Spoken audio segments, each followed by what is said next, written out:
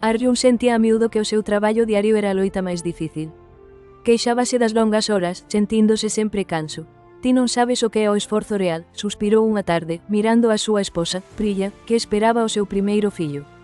Priya, esbotada polos constantes cambios no seu corpo, non dixo nada, pero unha veciña sabía, Asha, Rao, escoitou as súas palabras e convidouno a falar no parque. Deulle unha pequena e pesada pedra. Leva esta pedra todo o día, Arjun, dixo cun sorriso amable. Despois falaremos do esforzo. Arjun levou a pedra a todas partes, sentindo que o seu peso aumentaba con cada hora que pasaba. Doíalle as costas e o seu humor anubrouse. Non puido comer a súa sinxela comida de arroz e verduras sen sentir esa carga dolorosa. Isto é terrible, gritou finalmente, deixando caer a pedra cun golpe. Esa pedra é como a vida que levan as mulleres, explicou Asha, Rao.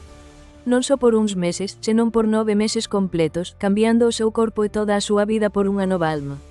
Parou, os seus ollos eran amables. E iso é só o comezo. Elas xestionan a casa, coidan a familia e moitas veces traballan fora, todo mentres levan cargas invisibles.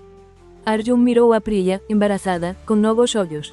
Finalmente entendeu que os cambios visibles, como levar un bebé, son só unha parte da dedicación e forza de por vida dunha muller que supera con creces as loitas diarias dun home. Camiñou a casa e desculpouse de inmediato coa súa esposa, prometendo honrar a súa grande forza todos os días. Respecta sempre as mulleres e honra o esforzo incrible que poñen na vida, dende a máis pequena amabilidade ata o gran milagre da creación. A súa viaxe merece a nosa máis profunda gratitude e respecto. Subscríbete a Galicia en Repo e comenta, respecto a ela, para difundir esta importante lección hoxe.